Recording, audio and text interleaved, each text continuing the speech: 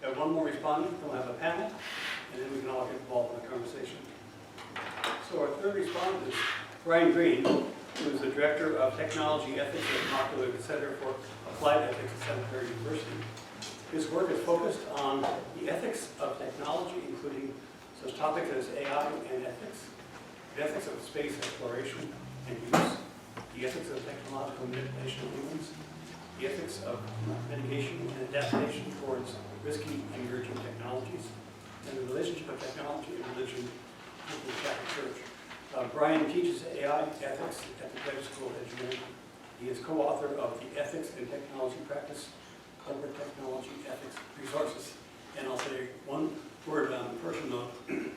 As with Greg, I so appreciate having been on Brian's doctoral dissertation. I've learned so much from him, especially in ethics.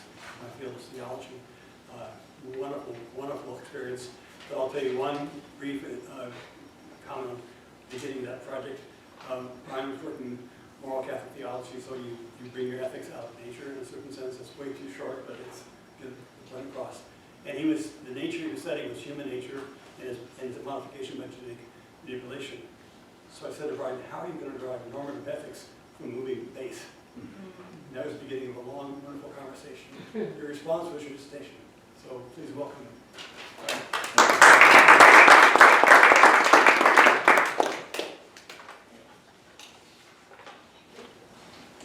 Brian, feel free to slide over. It's the top of the blinds there. I can't do Okay. anything about the light. So. And can we turn the slide off, or? Yeah. I'm not going to use the slides. So.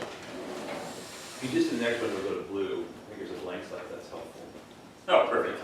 Okay, that'll be great. All right, so actually I can just move the computer down.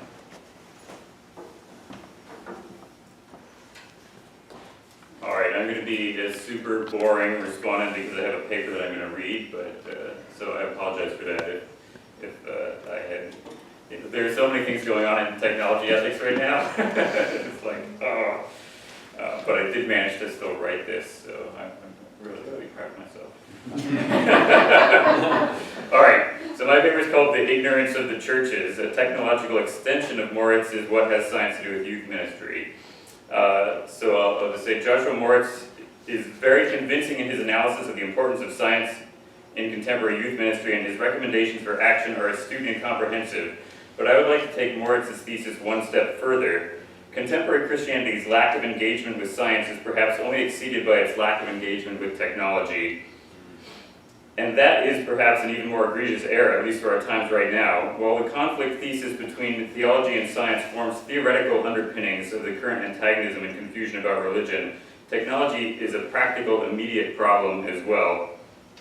Technology can be defined as know-how, but it also commonly refers to the products of that know-how, the technological products that pervade our world. People are much more likely to interact with technological products than with science in any direct sense, and those technologies, while they might have an aura of science about them, are first and foremost means of achieving human desired ends. Technology is always a know-how for the sake of some end. Science enables technology, and technology enables our desires. We know a technology is broken when it does not achieve what we want it to do.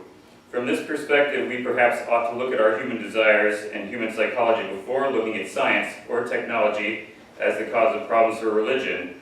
Or if we look at religion itself as a technology, one which can be construed either sacredly as our means of relating to God, or secularly as a means for the social and moral structuring of a culture, or various other ascribed uses of religion, then it might seem that perhaps religion has broken in the past 2 decades. It no longer gives people what they want. Can we restore religion to giving people what they want? Or should we instead help people to want different things that religion can provide? I think the answer is both. Not only is religion broken, but people are broken as well, and technology is associated with both breakages. In the first part of this paper, I'm going to discuss 3 ways in which contemporary humanity has broken in relation to technology. In the second part, I'll discuss 3 ways in which religion has broken in relation to technology. And in the third part, I will describe 3 ways that technology can help restore both humanity and religion to a more harmonious existence. So 1, how has humanity broken in relation to technology? Through constant exploitation of human psychological weaknesses, some technological products prey upon us and make us into worse people, people fit for a fake world and not the real world around us, much less heaven. 1A, immediate gratification, supernormal stimuli, and derealization. The purpose of entertainment has always been to offer a supernormal stimulus which attracts human attention and gives us enjoyment. There is nothing intrinsically wrong with this. Indeed, there can be very good things about it, provided the entertainment does not exploit people, promote vice, or other bad things. And in fact, entertainment may be educational or lift our spirits and spirituality. However, contemporary entertainment has been honed to a psychological art, and the constant blast of supernormal stimuli and immediate gratification brought on by addictive smartphones and their apps can only serve to drain the rest of reality of its pleasure. By constantly offering us immediate gratification, these technologies can make the real world, including real relationships, seem frustrating. Who wants to live in a frustratingly slow and non-gamified reality when instead there is a virtual reality, and that's whether under goggles or not under goggles, which is so much more satisfying? Real people will seem horribly difficult to deal with compared to the fake humans designed to entertain us. Pleasure is always relative, and so reality loses its attractiveness, and worse things can happen. There is a disturbing phenomenon associated with virtual reality known as derealization.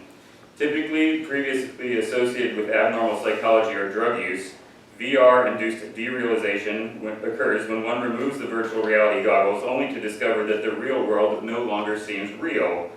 While VR goggles make this phenomenon acutely problematic, I think it is likely that the world of screens has led some people to experience a mild form of derealization in a more or less constant way, perhaps particularly among the young.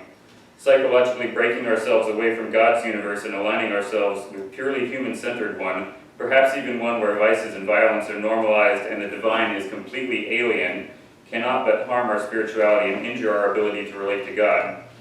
By the way, I first learned about this from people who are very invested in VR technology. They said, hey, we'd like to do something with VR, but we're having this problem.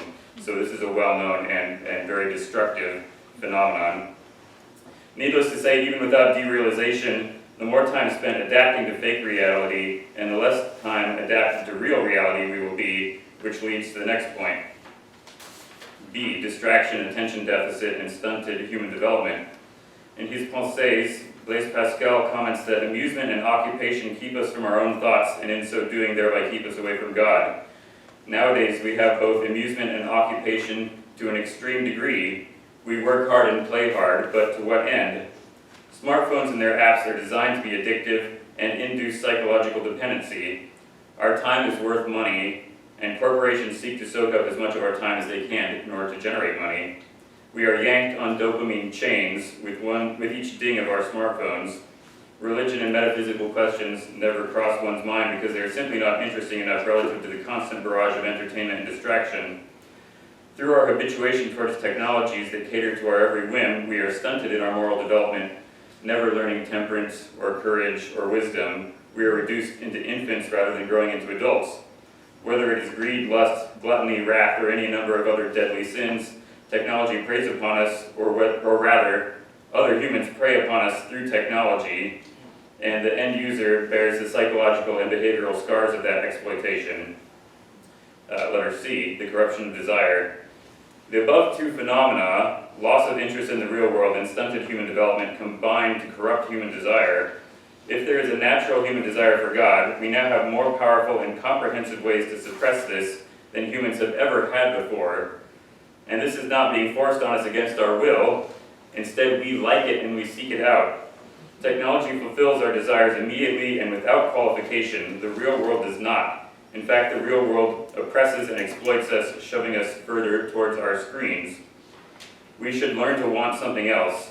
If religion was once the opium of the people, it is now technology that fills that role.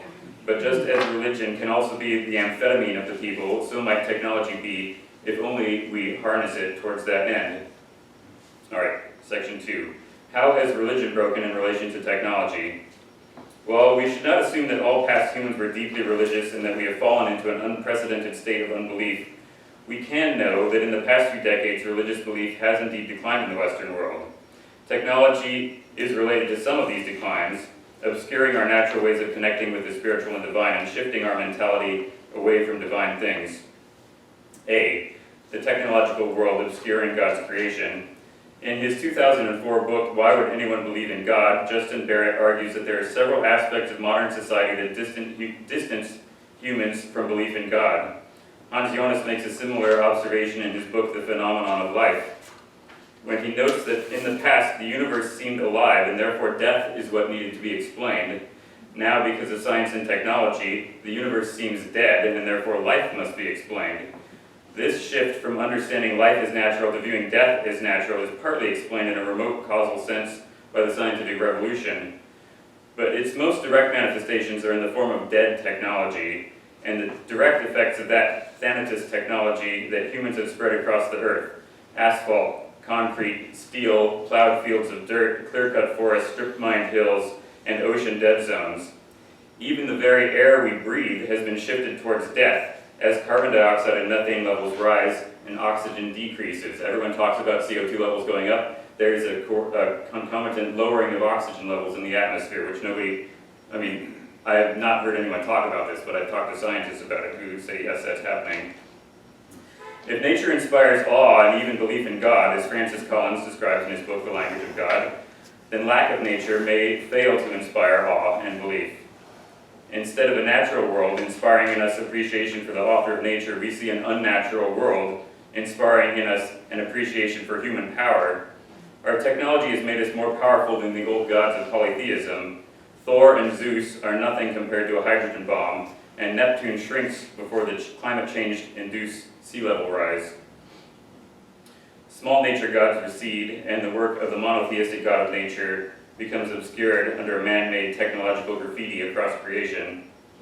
B, the metaphysical, materialistic, and mechanistic mentality. Even more so than science, technology contributes to a metaphysically materialistic and mechanistic mentality. See, I thought I was smart using all those M's, but it's actually pretty hard to say. When humans are focused on the here and now and physical rather than the universe, the future, and the spiritual, just as happened with modern science becoming scientism, where methodological reductionism slipped into ontological reductionism, now this reductionistic materialism has become even more ingrained in us through the machines and electronics with which we literally surround ourselves. This same mentality shows itself in economics also. Both capitalism and Marxism reduce humans to workers or consumers, merely cogs in a social machine. And Marxism is not gone, by the way. China is merely downplaying it temporarily while on the long march towards the progressive communist utopia. I was just talking to Stan about this. Division of labor plays a secondary role also, constantly shortening our horizons so that more and more is not in our view, not only not in our view, but out of our thoughts completely. Society is continuously fragmented into smaller and smaller groups. Religious people, quote unquote, think about religion, but that's just their thing. Thinking about religion is no longer normal. Indeed, the concept of normal no longer really exists. There's a materialist utopianism in this mentality, which is also worth pointing out. Someone once asked me as a half joke, does heaven have free Wi-Fi? And under that joke was an insight into the decline of religion. Religious visions simply no longer appeal. For our ancestors, the idea of singing in a community, feasting, spending time with family and friends, telling stories, that was all a good life worthy of eternity. Nowadays, technologically addled humanity wonders at the lack of stimulation. How boring. Things are better on earth right now, and therefore immortality and holding on to the current social structure with more technology, please, seems like much better goals. We have given ourselves unnatural appetites, and if heaven is the fulfillment of nature, then we are unfit for such a place. We wouldn't like it there. We'd rather be staring at a screen. Being out of touch, this is letter C, being out of touch with cutting-edge technology and technology-enabled trends. Contemporary Christianity's lack of interest in both science and technology can only be characterized, I think, as gross negligence. Christian churches not only do not lead on scientific and technological thinking, they positively lag behind. What thinking they do put forth on technology tends to be negative and curmudgeonly. I'm not saying there's nothing to be curmudgeonly about, and there's plenty to critique about contemporary technology, and I'm doing it right here. But if the only thing people ever hear from Christians is that technology is bad, and yet that technology is demonstrably enhancing many aspects of human life every single day, then Christians have seriously failed to properly engage the world. Christians have contributed much to the history of the development of technology and still do, but we rarely hear about it. And this gets to the idea of having some people to appeal to here are some figures who are doing this work. Being so terribly out of touch on issues related to science and technology makes churches look all too human. Surely if churches were divine, they might have more interest in the number one most influential aspect of contemporary life, wouldn't they? Would God allow churches to be so grossly negligent? And the answer is, of course, God does allow churches to be so grossly negligent. All you have to do is look at the Bible. It happens all the time there. The Hebrews and the early Christians made numerous blunders, yet somehow managed to survive and grow, which reminds me of a joke. The greatest proof for the existence of God is that despite 2,000 years of utter mismanagement, Christianity still exists. That should probably be expanded to the entire history of God's relationship with all of humanity. That should, in a strange sort of way, give us hope.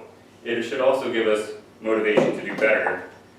All right, in sum of sections 1 and 2, religion no longer gives what people desire. Technology is not only distorting our humanity away from God, but it is also contributed to making religion, and indeed much of reality along with it, confusing and unattractive. Religion no longer gives what people desire, but that is not only the fault of religion not delivering, it is also the fault of people not wanting the right things. Given this situation, what might be done to help restore humanity and religion to a better relationship, and how might technology help? Of the above 6 things, simply avoiding them would be a good start. Stopping technology's distortions of humanity and remedying the distortions of religion. But technology is a means to an end, and if we desire to do more with it, we most certainly can. That is what technology is for. So section 3, can technology help to restore humanity and religion? To quote the science fiction author Philip K. Dick, we await the divine invasion here in the real world, but perhaps Christians can wage our own divine invasion into technology through technology itself. Can we use technology to enhance our spiritual and religious lives? A, technology to enhance community. Communication and transportation technologies enhance our capacity for enduring ties. We can maintain contact better than ever before, for example, seeing family, friends, and religious leaders in person thanks to transportation, or remotely via the internet. Importantly, real face-to-face contact seems to be genuinely irreplaceable. There are lots of studies demonstrating that, and the reduction of that face-to-face interaction is actually a major cause of psychological harm to people. As meeting places, churches should build on this strength, and while utilizing new community-building technologies when appropriate, should even more so promote direct, unmediated human community. Singing in church, sharing food, and telling stories are a worthy way to spend time. We can resist our smartphones for an hour or even more, or use our smartphones to pray together around the world. I just learned about this app where it shows everybody who's using the app to pray together at the same time, which I think is a kind of a fascinating idea. Not saying that you have to use that app, but it builds a sense of community when you see everyone around the world using it. These technologies exist, but they could be improved and utilized more effectively. B, technology to enhance morality. We could avoid making the dystopian fake world that makes reality undesirable and instead use our technological tools to train us into being better people. The fake world of virtual reality, once again under goggles or not, could instead become a practice world where we learn to become better people through accelerated moral learning catered by AI towards moral growth of each student. This practice reality could help dramatically in the cultivation of the talented individuals that we will need in order to govern our technology and political bodies in the future. Some nations may choose more extreme measures to promote ethics, such as the Chinese social credit score system. While these moralizing technologies will be possible, it is absolutely necessary that technologies neither ignore our moral development nor infantilize us through extreme social controls. Because if you're constantly being controlled by an external force, you never develop that moral control of yourself. You're always relative to some external force. All right, C, technology to enhance spirituality. Religion's vision has become disconnected from our strange world, but religion needs to engage this disconnected vision. There are some individuals and groups that have begun to do this, several in quite idiosyncratic ways. Christian transhumanism and Mormon transhumanism seek to unite technology and religion into a tightly bound worldview where technology serves salvation directly. So there's an example of a group that's already doing something that you can look at them and say, I don't know if I agree with that. billionaire Peter Thiel has also expressed Christian transhumanist views, indicating that technology is the means to salvation. And he has a fascinating article from 2015 where he talks about that. Ron Cole Turner has discussed the exploration of psychedelic pharmaceuticals for their spiritual properties. N.T. Wright has expressed that Christians need to engage the world more directly, including technology. And of course, right here at CTNS, and I'll say in a non-idiosyncratic way, but in a very sophisticated and rational way, of course, Bob Russell and Ted Peters and many associates of CTNS have certainly led the way in these matters as well, and always with the highest levels of sophistication. What further visions of Christianity and technology can we develop and share with the world? I think there is much to explore. In conclusion, I think Moritz is right that science has opened up a terrible rift near Christianity, and that it is a rift that divides many young people from it. But we should not forget the even more direct effects of technology upon us. Science may give theoretical problems to Christians, which are serious, no doubt, but technology gives practical ones. There is much work to be done at the intersection of religion, humanity, and technology, but there is great hope in all three. Thank you.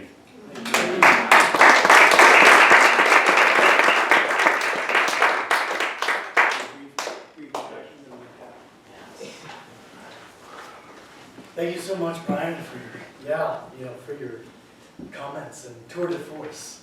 That's what I was hoping you would do. I was also hoping you'd give us some steps, because I think this is the real challenge. I think you're absolutely right. I think talking about science and religion and faith and how they interact is a lot easier than interacting with the technology question. I think finding practical steps, in our youth group, we do something called Fellowship of the Phones, right? Everyone puts their phones in the Tupperware, say bye-bye to your phones while you're at youth group. Though it's a temptation, new people show up. What? I don't want to get rid of my phone. But I think stepping away, trying to experience real life. Barrett's work, the role of nature in fostering faith is phenomenal. Just the role of being out there in creation, the death of creation. I think the combination of the dying of creation and this term I'm teaching a class at our church on the book of Revelation. I think of the verse, now has come the time to destroy the destroyers of my earth. Right, and that's the climax when things start to turn. And you look at the structures of that, and you look at, okay, what is Babylon all about? And the messages come out of this city, and there's this whole list of economic critiques that many commentators ignore, which have to do with luxury items and other things that have to do with creating an alternate reality. So there's this critique is there in that form, and I've heard you talk about Revelation 2, the New Jerusalem. Yeah. As a marvel of technology, right? This flying city coming down, but the question of technology, I'm hoping, I'm hoping you have a publishable version of paper, because I want to find a way to translate that in a youth context, because I think there's a sense in my own work with undergraduates and youth that technology is an unambiguous good without the dark side that you're representing. And we need to find what is its use, what can it be used for, and how is it killing us and separating us from ourselves. And I think your phrase, making us unworthy for heaven, is a powerful sort of echoing in my soul when I think about the use of technology. As someone who tends to be a Luddite, I was forced to buy a smartphone this year. My other smartphone was 20 years old, and someone were to mug me, they wouldn't want it. But they dropped my network, so what can you do? And I'm resisting the allure of this smartphone. But I think there's a sense, flee from technology is maybe a message in a certain sense, but then how do we embrace it in a way that can be true and noble and good and pure? I think that's the real challenge. I look forward to future conversations on this. I'd love to ever speak with youth groups.